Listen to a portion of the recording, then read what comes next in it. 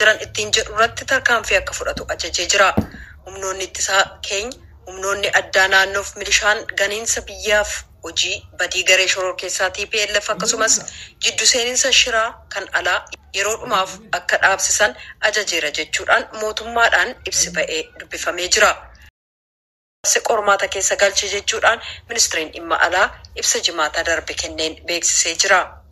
Waraansa jalaa dheessanii Affaar mooraa baqataa Galikooma keessa dahatanii kanneen turan namoota nagaa irratti TPLF tarkaanfii fudhate jedhameen kanneen du'an namoota 200 keessa reeffi namoota 50 hanga yoonaa hin argamin jiraachuu mootummaa naannoo Affaaritti waajjirri dhimma dubartootaaf daa'immanii beeksisee jira.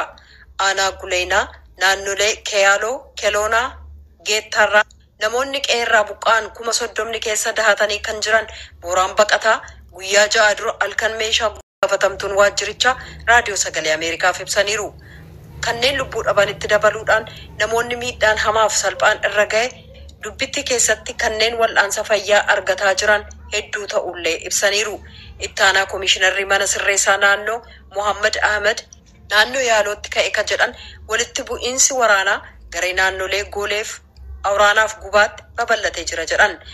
Saffisa saawwalaan kan duraafaana kan ammaa kun yeroo gabaabaa keessatti ol ka'aa jira. Kanaaf dagannaan barbaachisaan ta'u baraaruun barbaachisaa ta'u dagannaan aarsaa guddaa kafalchiisuu danda'a waan ta'eef ammumaa kaasnee magaalaa irrattis baadiyyaa irrattis keessumaa immoo dhaabbileen tajaajila hawaasummaa kennan kan mootummaa isaa ta'anii kan miti mootummaa akkasumas kan dhuunfaa akkaataa pirootokolii COVID tajaajila kennuunis ta'e argachuun akka dhorkaa ta'e taa'eeti kan jiru sana hojiirra oolchuu deebisnee hojiirra oolchuun barbaachisaa jechuudhaanis hubachiisaniiru.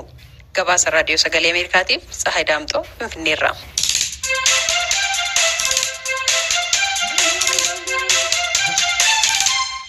Kun raadiyoo sagalee Ameerikaati. Dhaggeeffattoota keenya amma immoo sagantaa itti aanutti ceena. Dhimmoottan tibbana kana gabaasamaa jiran keessaa inni tokko